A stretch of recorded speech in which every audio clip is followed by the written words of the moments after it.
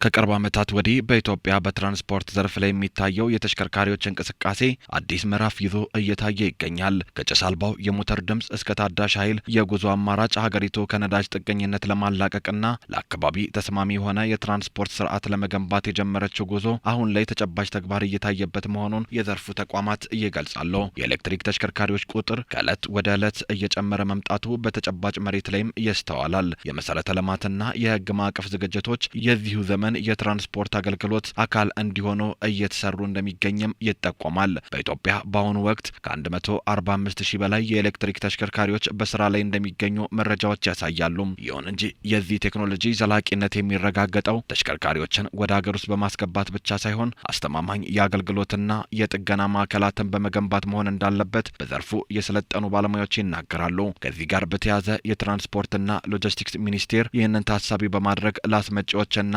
ገጣጣሚዎች ዋና መስፈርቶች ማስቀመጡን ይገልጻል።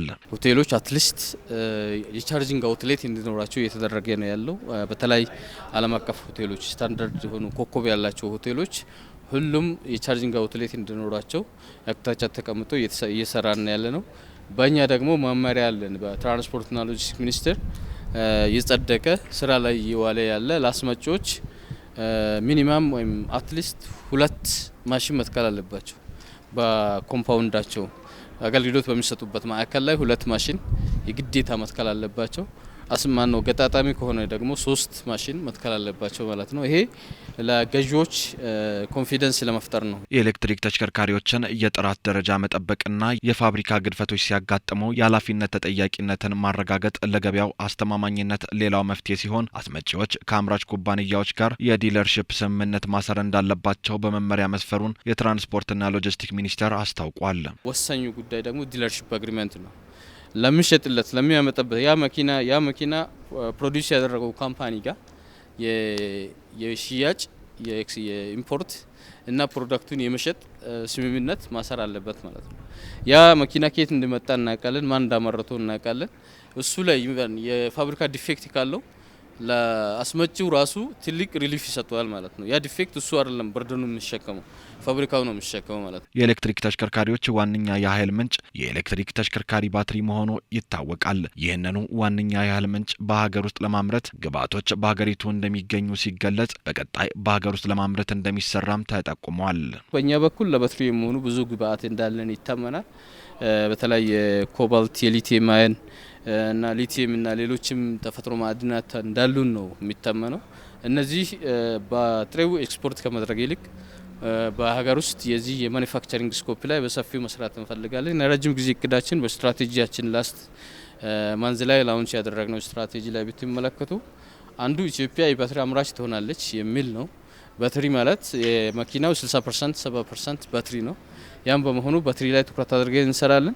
ከቴክኖሎጂ መስፋፋት ጋር ተያይዞ በብዙዎች ዘንድ በኤሌክትሪክ ተሽከርካሪዎች የሚነሳው ስጋት የባትሪው እድሜ ሲያልቅ ምን ይፈጠራል የሚለው ጥያቄ ነው። ይህንን ችግር ለመፍታት ከከፍተኛ የትምህርት ተቋማት ጋር በመሆን የመልሶ ጥቅም ላይ መዋል ስትራቴጂዎች በጥናት ላይ እንደሚገኙ ተገልጿል።